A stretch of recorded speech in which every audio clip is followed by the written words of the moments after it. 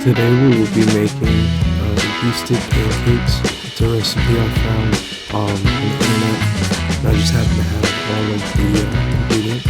So here we're going to put yeast and brown sugar and some water, and we're going to stir that up and let that rest to the side for a good maybe 10-15 minutes. I honestly didn't let it rest as long as it needed to, because you need the yeast to bloom. Make sure it's alive.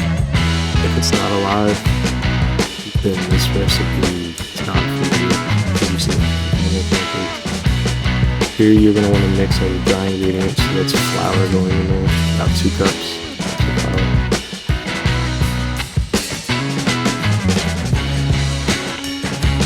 And then we got some baking powder going in there. It's a really cool trick with this recipe where you use baking powder and vinegar. It creates a chemical reaction, which negates the need for eggs in this recipe.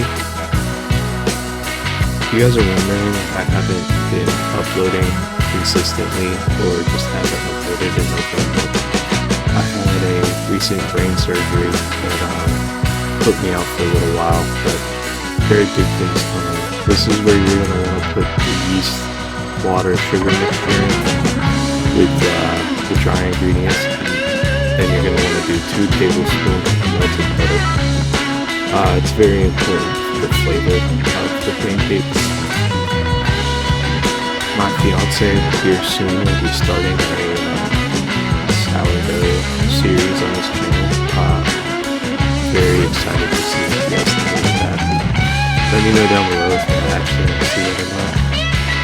If y'all do, I'll have it up. I'll have to do weekly updates.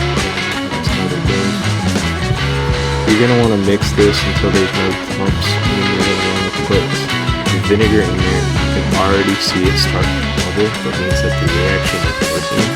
What this is going to do is create more bubbles in the batter along with the yeast, so it makes it really fluffy and gives it a really complex flavor.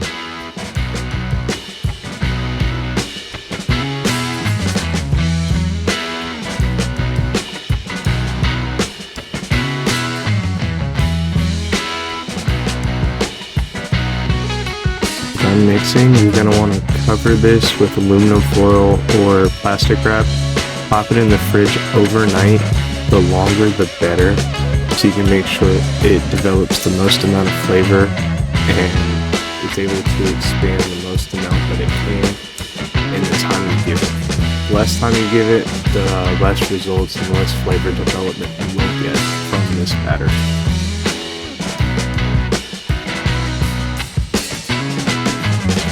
So after you pull it out of the fridge in the morning, you're going to want to take a pan over medium-high heat. You're going to want a smaller pan. You're going to want the pancake batter to kind of rise up the side of the pan to get more crispiness. You're going to want to throw some butter in that pan, wait for it to melt. I don't even know if I actually waited for it to melt, but wait for it to melt.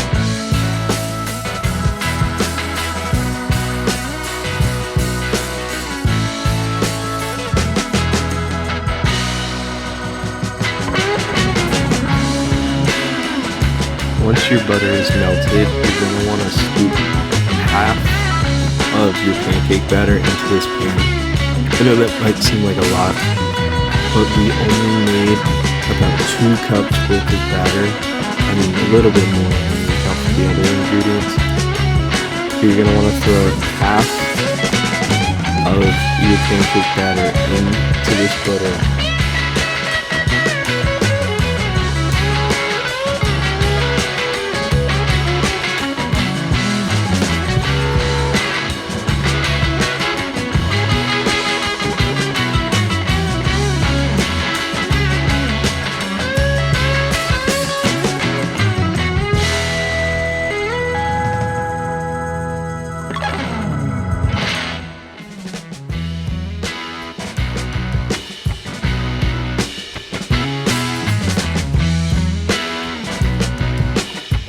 See that the butter is sizzling around the pancakes and you see bubbles starting to come through the top.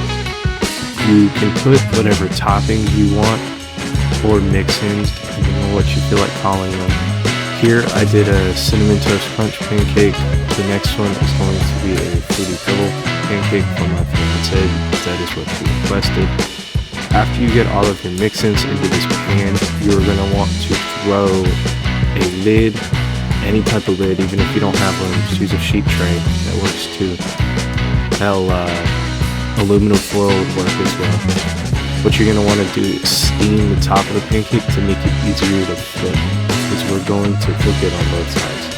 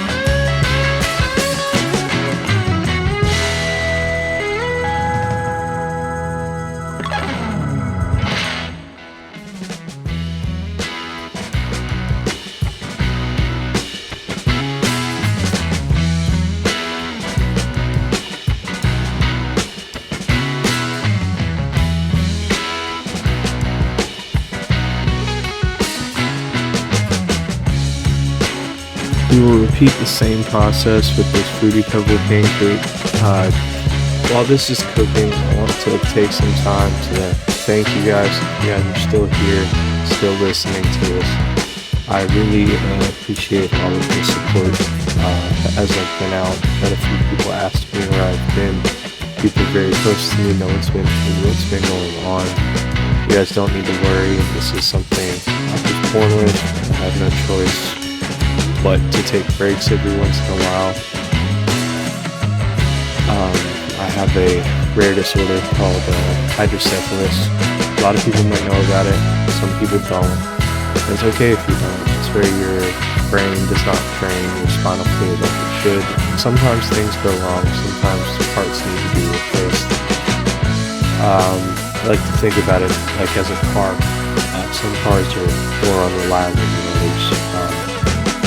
I find joy in doing these cooking videos for you. I'm sorry if this one seems a little serious, a little toned down, but I'll get back to it. Again, thank you all. I forgot to record a plating sequence for these pancakes because I was so hungry. I'm sorry. Hope y'all enjoyed. Have a great night. Hope to see you again next week.